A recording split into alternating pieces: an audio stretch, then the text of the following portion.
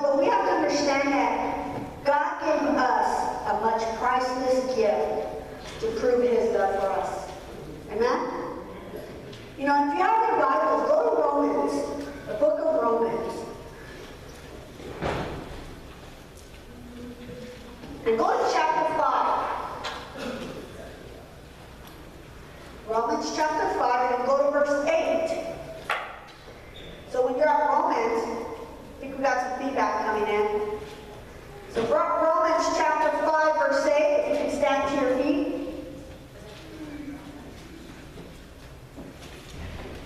And the Word of God reads. I'm making sure everybody's standing. Okay, praise God. It says, but God demonstrates his own love toward us, and that while we were still sinners, Christ died for us. Let's pray. Father, we thank you this morning. We thank you for what you're about to do in each of our lives. We ask that you speak to us, that you minister to us, and that you change us. And that we have a true understanding on what love is. Lord, empty each one of us out so that we can be filled with your presence and your word. We thank you, we praise you. In Jesus' name we say, amen. Go ahead and take your seats, amen. So now understand that the gift of Jesus is the proof of God's love. Now it says in 1 John 4:8-16, it's not on your outline. It says God is love. And that is the title of today's message. Amen. God is love. Because we know God is love. And we're going to hear how much he loves us. See, we see right there in the same scripture that God's love is seen in the last 4 words of verse 8. And it says, Christ died for us. So you can even personalize that and put Christ died for me. Or you could put Christ died for, and then put your name. It's okay to write in your Bibles, okay? In fact, I'm encouraging you. You can write, underline us, and then on the side you put your name. Highlight it. Because that's what he did. He died for each one of us. And we're going to take a closer look at each of these words. And the first thing, we're going to jump into our outline. And the first thing on your outline is the person who died.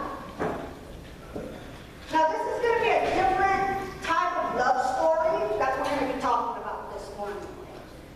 It's not one of those googly-eyed, kind of like butterfly stomach and your melting kind of love story, okay? This is a whole different love story. We have to again understand that Jesus died for us. Amen.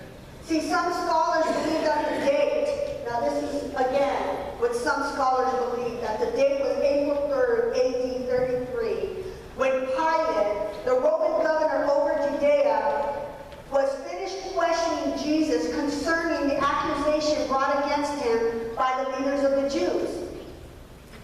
Now, we read that he could find no reason to put Jesus to death. Yet he knew that if he didn't give the people what they wanted, a riot would start, right? It's basically what we're seeing today in society. We're seeing that because we're not getting our way, well, then we're going to throw a riot. We're going to, and I don't look at them as riots. I look at them as tantrums because they're not getting their way.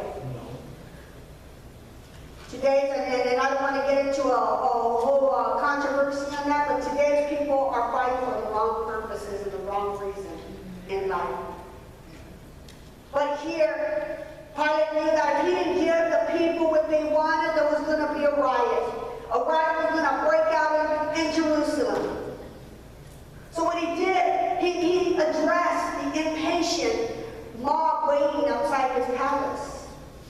And he said, what should I do with Jesus, who is called Christ?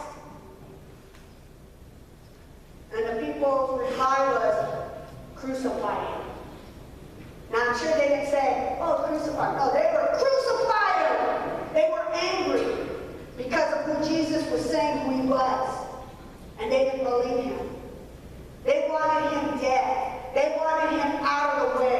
See, that's what's happening in society. That's why prayer and the Bible is taken out of schools and taken out of the courtrooms. And then we wonder why our society is the way it is. But here, their reply was crucify him.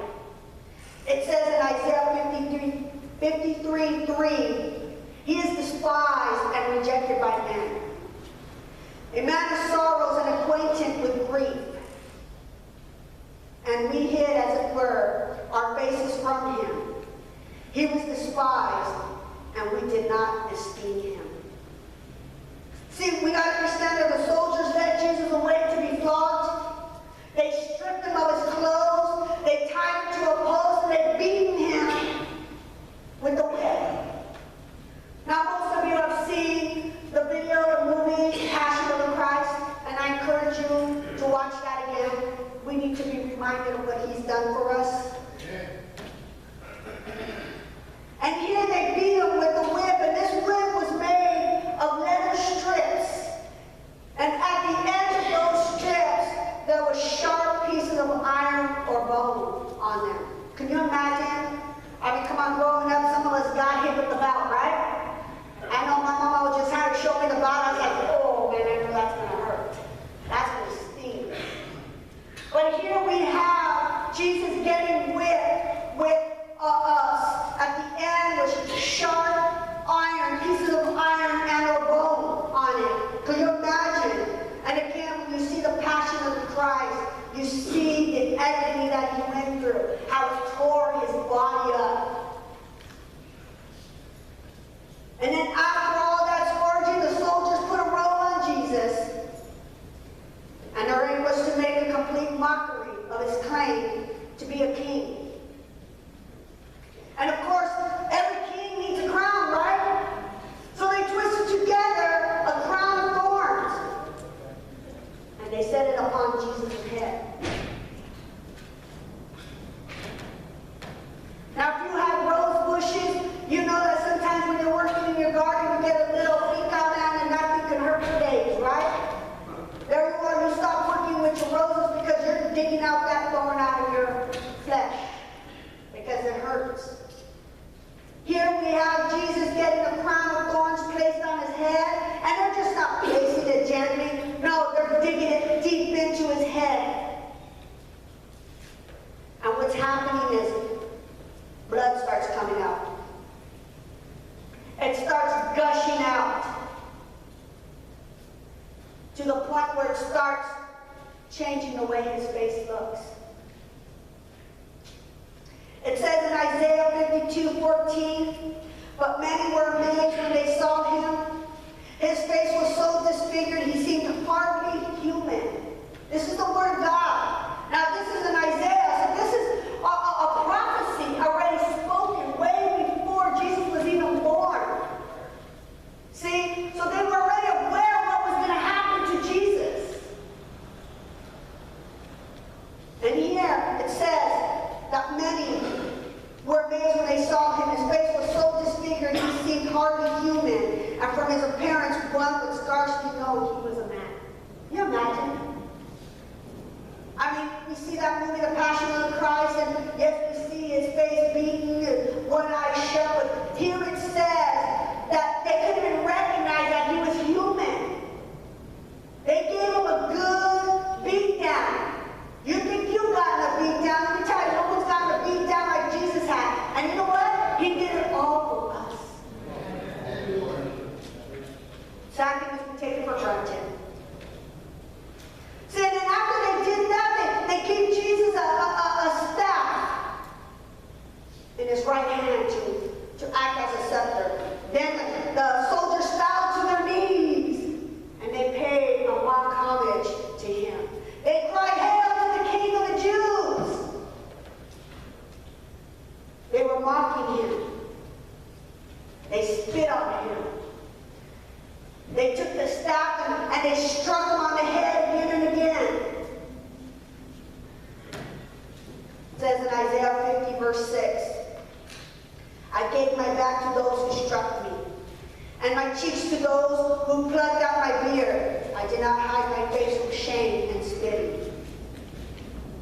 And all this that Jesus was going through, he remained silent for us.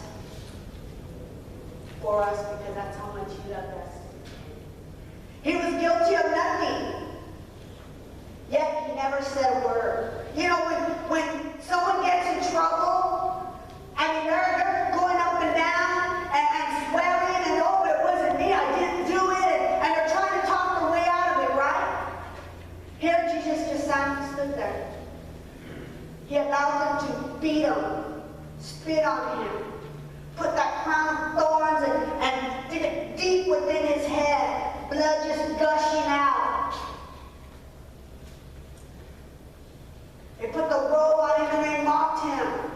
Hail, King of the Jews, loser!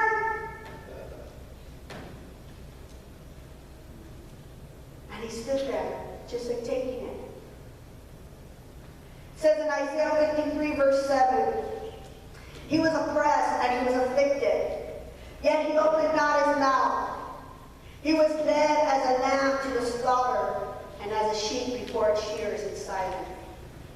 So he opened not his mouth. It says in 1 Peter chapter 2, verse 23, he did not retaliate when he was insulted. I think some of us need to live by the scripture. He did not retaliate when he was insulted, nor threaten revenge when he suffered. He left his case, check this out, he left his case in the hands of God, who always judges fairly.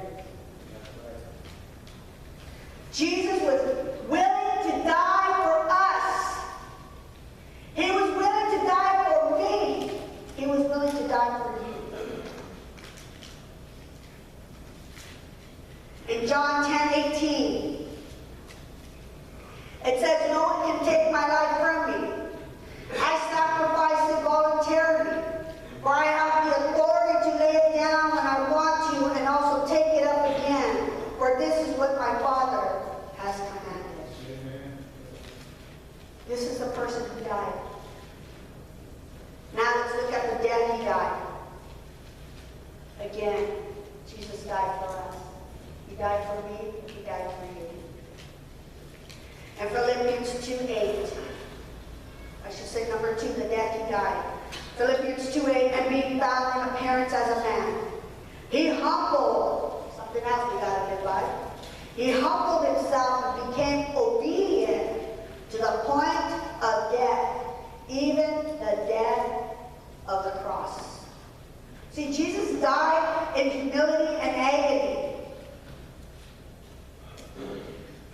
A person who was going to be crucified was forced to carry his own cross to the place of execution. He was the first dead man walking. He carried his cross. See, we view the cross much different than the people in the first century did. Today we adorn our crosses. I actually wore mine today for this reason. Beautiful cross that I was blessed with by our first lady, Yvonne, and Jasmine, for my birthday. Beautiful cross. We have a beautiful cross when you come into the church right in the front, our beautiful white cross that we just painted a few months ago. We adorn these crosses. We hang them up in our offices or in our rooms, in our living rooms, and they're beautiful. Some may have sayings, some may just be plain, but they're beautiful. But in the ancient times, crucifixion was considered horror. It was considered less. I mean, they wouldn't even crucify an animal, but here they crucified our Lord on this. See, those crucified were made a public spectacle, often being affixed to the crosses in bizarre position, and their bodies left to be devoured by vultures.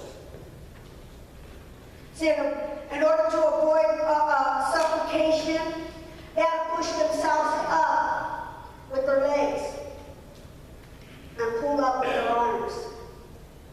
It would trigger a muscle spasm. We know what muscle spasm feels like, right?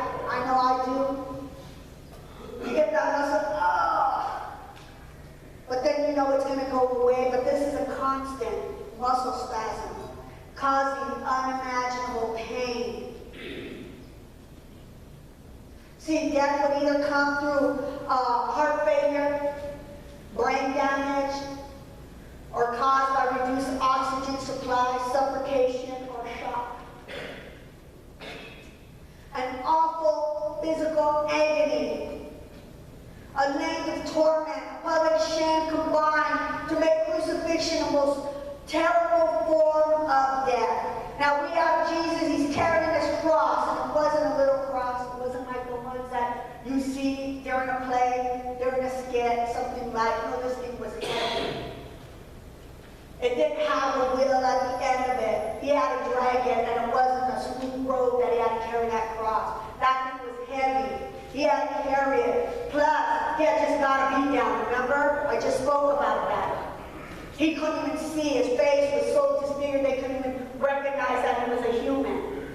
But here he is, all bloody, all tore up. You think you're tore up from the floor up? No, Jesus was the first one to walk and live out that. He was so tore up. His skin probably was half off of him. There probably was bone exposed, muscle sticking out. He was in such pain. And then they cover him with the robe. So you imagine, when you get a burn or a cut and you try to cover it, that hurts. But here he is, he's all messed up. And then they give him a cross to carry. And there's Jesus carrying his cross. He's walking and he's carrying dirt road, rocks, probably boulders, and he's walking over all this, the pain that he's enduring. But you know what? He did it for me, and he did it for you. Thank you, Lord. And here he is, he's carrying this heavy wooden cross, and never said anything. He just said, oh, you know what? I don't need to do this. They're not worthy to die for. They're nothing but sinners. I don't want to carry that cross for them. But he did. He carried that cross, all bloody, tore up. Then he gets to the place where he's going to be crucified. And they lay that cross on the ground. Then they get him and they tear off his clothes. And I'm sure they said, okay, now lay down, sir. Can we please lay down? Come on, let me help. No, they probably